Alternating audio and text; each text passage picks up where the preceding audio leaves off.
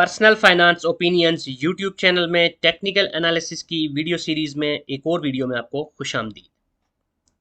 आज की इस वीडियो में मैं बात करूंगा कैंडलस्टिक पैटर्न्स की और कुछ स्पेसिफिक पैटर्न्स को आज हम डिस्कस करेंगे। इससे पहले इस वीडियो सीरीज में मैं कुछ वीडियोस के अंदर बेसिक्स को कवर कर चुका हूं, जिसमें आपको एक्सप्लेन किया गया है कि टेक्निकल एनालिसिस क्या होता है, इसकी क्या सिग्निफिकेंस है और इसको ट्रेडर्स कैसे यूज़ कर सकते हैं। और उसके बाद एक और वीडियो में मैंने कैंडलस्टिक्स के हवाले से जो इंट्रोडक्टरी सेशन था उसमें बताया था कि कैंडलस्टिक चार्ट्स या कैंडलस्टिक पैटर्न्स क्या होते हैं और किसी भी कैंडलस्टिक को आप कैसे रीड कर सकते हैं और उसमें से कैसे आप मीनिंग्स को ड्रा कर सकते हैं। अगर हम कैंडलस्टिक्स की बात करें टेक्निकल एनालिसिस के लिए या ट्रेडिंग के लिए, तो there are plenty of different candlestick patterns जो कि आपको किसी भी कैंडलस्टिक चार्ट के ऊपर देखने को मिलेंगे। तो हम कोशिश करेंगे कि step by step different types of patterns को, जो इंपॉर्टेंट पैटर्न्स हैं जो कि अपने अंदर अच्छे मीनिंग्स रखते हैं या ट्रेडिंग सिग्नल जनरेट कर सकते हैं, उनको डिस्कस करें। इस वीडियो में मैं दो रिवर्सल पैटर्न्स की बात करूंगा, बुलिश इनगल्फिंग पैटर्न और बियरिश इनगल्फिंग पैटर्न्स की। इन दोनों सिग्नल्स के बारे में हम डिटेल में देखेंगे कि ये क्या होते हैं, हम इनको कैसे आइडेंटिफाई कर सकते हैं और इनकी बेसिस पे आप किस तरह के डिसीजंस ले सकते हैं एक सक्सेसफुल ट्रेडर के तौर पर। सबसे पहले मैं बात करूंगा बुलिश इनगल्फिंग पैटर्न की। तो as the name suggest it's a bullish engulfing pattern, means के ये बाय नेचर बुलिश एक पैटर्न है, विच मींस के इस पैटर्न के बाद you can expect a bullish trend. और इनगल्फिंग का मतलब यह है कि ये अपने से जो पहले कैंडल होती है उसको अपने अंदर इनगल्फ कर रहा होता है या कि अपने अंदर इसने उसको समोया होता है। तो यहाँ पर मैंने एक डायग्राम के जरिए आपको दिखाया है कि आपको एक रेड कैंडल नज़र आ रही है, उसके बाद आपको एक ग्रीन कैंडल नज़र आ रही है। तो red candle which is a bearish candle, उसको उसकी जो बॉडी है उस पूरी की पूरी बॉडी को इस ग्रीन कैंडल ने अपने अंदर इनगल्फ किया हुआ है, यानी अपने अंदर समोया हुआ है। तो याद रखिए कि टेक्निकल ट्रेडिंग के दौरान या टेक्निकल एनालिसिस के दौरान जब आप कैंडल स्टिक्स को देखते हैं, तो कोई भी candle single candle pattern use करें आप या मल्टीपल कैंडल्स का पैटर्न यूज़ करें, तो उसके लिए कैंडल्स की जो पोजीशन होती है या जो लोकेशन आपको नज़र आ रही होती है वो बहुत इंपॉर्टेंट होती है। यानी कि कभी भी आपने कोई कैंडल में से अगर आपने मीनिंग्स एक्सट्रैक्ट करने हैं तो आपने उसके कॉन्टेक्स्ट को देखना है कि वो आपको कैंडल कहाँ पे नज़र आ रही है, क्योंकि एक ही कैंडल दो मुख्तलिफ जगहों पर अगर आपको नज़र आ रही हो तो उसके डिफरेंट मीनिंग्स हो सकते हैं या उसकी जो स्ट्रेंथ होती है उसके जो सिग्नल की वो डिफर हो कर सकती है। तो ये जो बुलिश इनगल्फिंग पैटर्न है, इसकी जो आइडियल पोजीशन है या एक्चुअल पोजीशन है वो है बॉटम ऑफ डाउन ट्रेंड।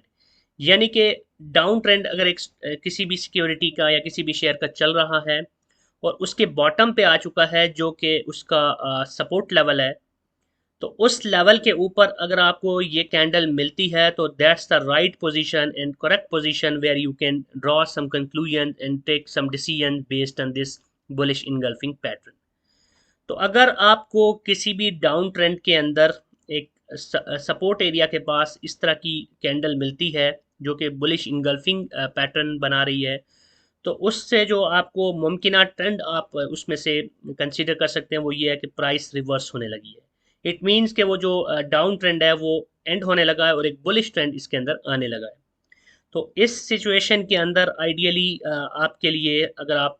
बाकी सारे डेफिनेटली आप कोई भी डिसीजन ले रहे होते हैं ट्रेडिंग के लिए, तो उसमें आपको ना सिर्फ ये कि कैंडल्स के हिसाब से और उसके कॉन्टेक्स्ट के हिसाब से देखना होता है, उसकी लोकेशन के हिसाब से देखना होता है, बल्कि आइडियली आपको बाकी जो कुछ मूविंग एवरेजेस वगैरह हैं उनको भी देखना पड़ता है टू टू मेक श्योर कि आपका जो भी ट्रेडिंग सिग्नल है उसके लिए मल्टीपल आपके पास इस तरह के फैक्टर्स हैं जो उसको सपोर्ट कर रहे हैं कि उस पॉइंट के ऊपर आपकी एंट्री बनती है या उस पॉइंट के ऊपर आपका एग्जिट बनता है। तो इस केस में अगर हम बात करें बुलिश इनगल्फिंग पैटर्न्स की और आपको अगर ये सपोर्ट के पास मिलता है और आपको बाकी इंडिकेटर्स जिसको हम सब्सिक्वेंट वीडियोस में डिस्कस करेंगे, मूविंग एवरेजेस को भी, तो अगर आपको वो भी सपोर्ट कर रहे हैं तो उस केस में आप क्या करेंगे, आप इसको एज एन अपॉर्चुनिटी लेंगे कि इसके ऊपर प्राइस रिवर्स होने लगी है, so you you can make the entry. तो उसके ऊपर अगर आप एंट्री लेते हैं तो इट मीन्स के उसके बाद अब चूंकि प्राइस ने ऊपर जाना है, एक रिवर्सल आ चुका है और डाउन ट्रेंड ख़त्म हो रहा है, तो प्राइस ऊपर जाएगी तो definitely you will end up with a successful trade.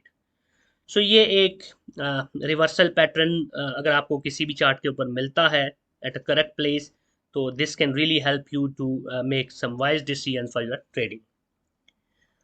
अब हम एक एग्जांपल से आपको समझाने की कोशिश करते हैं इस बुलिश इनगल्फिंग पैटर्न को। यहाँ पर मैंने पाकिस्तान स्टॉक मार्केट से ही किसी एक स्टॉक का पैटर्न लिया है, यहाँ पे उसका कैंडलस्टिक चार्ट देख लिया है, जिसके अंदर आप यहाँ पे देख सकते हैं, जहाँ पे मैंने एक सर्कल ड्रा किया है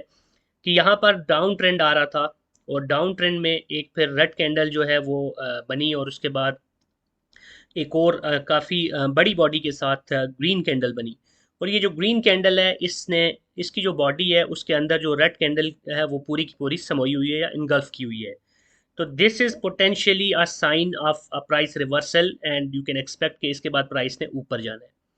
तो नॉर्मली एक और अच्छी अप्रोच ये भी होती है कि उसके बाद एटलीस्ट आप एक कंफर्मेशन कैंडल का वेट कर लें। तो यहाँ पर आपको एक कंफर्मेशन कैंडल अगर आप देखें तो उससे नेक्स्ट डे की जो ट्रेड ओपन हो रही है इस स्टॉक के लिए, उसकी ओपनिंग प्राइस ही पिछले दिन की क्लोजिंग प्राइस से काफ़ी ऊपर है।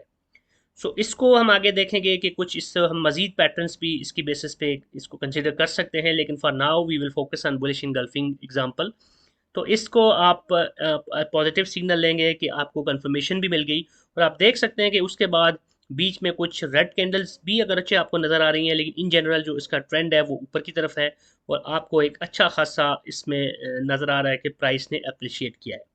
So this is how you decide based on bullish engulfing pattern, and you take your decisions to enter into the trade and then you take the benefit out of it. मैं एक दफ़ा फिर repeat करूंगा कि आपको जब कभी भी किसी एक कैंडल की बेस पे अगर आप डिसीजन ले रहे हैं तो इट्स ऑलवेज रिकमेंडेड कि उसके बाद आप थोड़ा सा मज़ीद टेक्निकल्स को भी देख लिया करें, जिसमें सबसे इंपॉर्टेंट तो ये है कि सपोर्ट और रेजिस्टेंस लेवल्स, इनको भी मैं किसी वीडियो में इसी सीरीज़ में मज़ीद डिटेल में डिस्कस करूंगा कि आप सपोर्ट और रेजिस्टेंस लेवल्स को कैसे आइडेंटिफाई करते हैं, और उसके साथ साथ मूविंग एवरेजेस भी इंपॉर्टेंट होती हैं। ऑलराइट, अब हम बात करते हैं बियरिश इनगल्फिंग पैटर्न की, और इसको मैंने इसकी बैकग्राउंड में कलर को भी थोड़ा सा रेडिश किया है, विच मीन्स के this is a bearish pattern which is going to make a reversal. इसके अंदर भी प्राइस में रिवर्सल आएगा, लेकिन ये रिवर्सल ऑपोजिट होगा बुलिश इनगल्फिंग पैटर्न के।